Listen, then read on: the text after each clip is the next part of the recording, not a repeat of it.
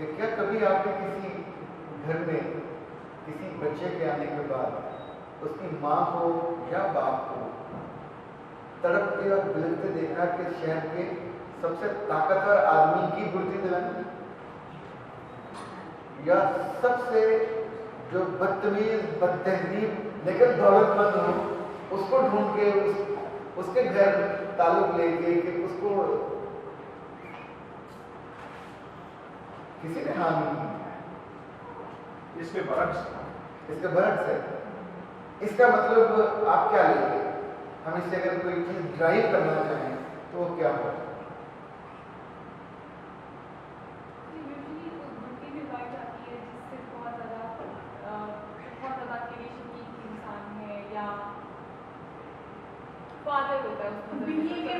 بہت اچھا ہے لوگوں کے ساتھ، اس کی ٹیچنگ بہت اچھی ہے، وہ کچھ اللہ تعالیٰ کی طرف اپنے مذہب کی طرف جھکاؤ زیادہ کرتا ہے اور کائنڈ ہارٹیڈ ہے لوگوں کے ساتھ، ویل اسپوکن ہے. اس طرح کے لوگوں کو جیسے موسٹ جو بزرگ ہوتے ہیں نانا یا نانی یا دادا جو بھی اس ٹائم پریزنٹ ہوتا ہے، اس طرح کے لوگوں میں سے 10-5-7 لوگ ہوتے ہیں جو یہ سب سے بہترین ہے. اسے کہا جاتا ہے یا سمٹائم ویٹ کیا جاتا ہے کہ وہ آج ہیں جو بھی ہم. اچھا اگر اس کو یہ کہیں کہ آپ اس کی پرسنالٹی کی فریمنگ کر رہے ہیں، اس فریمنگ کی ریسیپی آپ ڈھونڈ رہے ہیں، ریسیپی آپ ڈیسائیڈ کر رہے ہیں، بچہ بھی ڈیسائیڈ کر رہے ہیں. اچھا آنے والے دنوں میں جتنے بچے سے سکھ ملتے ہیں جب جب اس ریسیپی کے اندر رہتا ہے تو ہم کو سکھ ملتا ہے.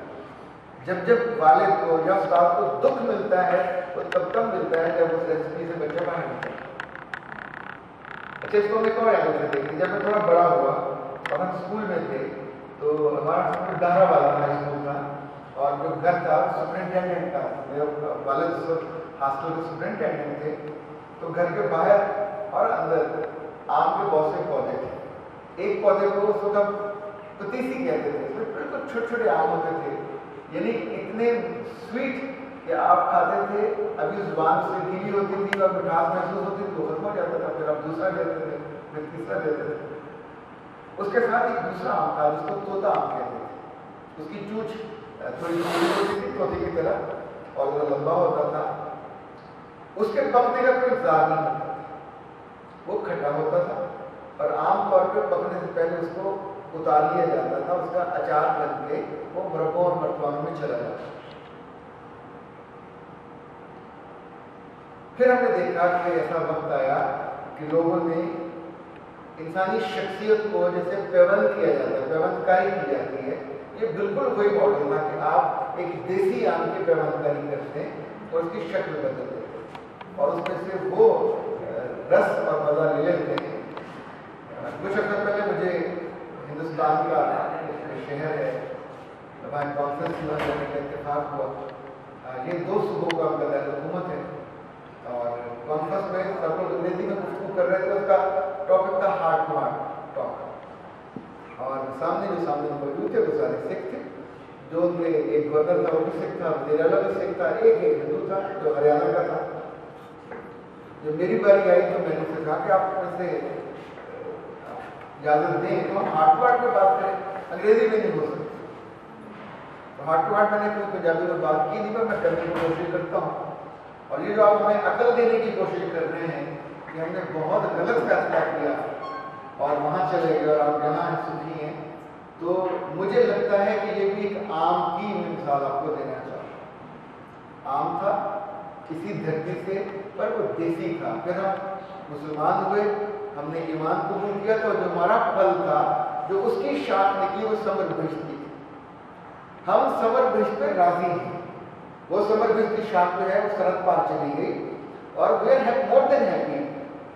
اب ہم کو تعلق ہم سے بنانا تو اس بنیاد پر بنائیے کہ چلیں ایک زمین میں سے ہماری جڑیں نکلی، پودا ہی نکلا، لیکن جیسے وہ پتیسی والے آم کا ذائقہ فرق تھا، جیسے دیسی آم کا فرق تھا، ایسے اس آم کو جو پیوند کاری ہوئی اس سے اس کا ذائقہ بہت بہتر ہو گیا، ثمر بھشت ہو گیا.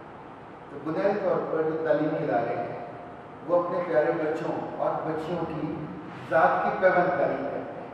کتابوں سے نہیں ہوتی ہے، یہ استاد سے اور یہ ادارے کی اپنی اس مزاج سے ہوتی ہے کہ جو آنے والے برسوں میں وہ بچہ बड़ा होने के बाद ये तय करता है कि अब वो इस फ्रेमवर्क में जिएगा, वो किसके साथ जुड़ के जिएगा, कहाँ से खुराक लेगा, और उसकी इज्जत और उसकी शोहरत और उसकी मोहब्बत किस किस के दिल को निहाल करेगी। 10 साल बाद 20 साल बाद हैदर साहब को फ़ोन कहीं से आएगा कि सर आपका बच्चा और आपकी बेटी जो यहाँ से पढ़ के आए थे अब हमारे इस मनसब पे मौजूद है और क्या काम कर रहे हैं, क्या क्रेडिबल काम है। तो उस लम्हे को महसूस होगा कि जो हमने मेहनत की वो सारी महसूस हुई। मैं आगाज़ के तौर पर ये चंद अल्फाज कहना चाह रहा था, अब जो उसका पैटर्न हमने ये सोचा था कि आप बात करेंगे फिर हम साथ उसको लेके चलते रहेंगे ताकि ये वन साइडेड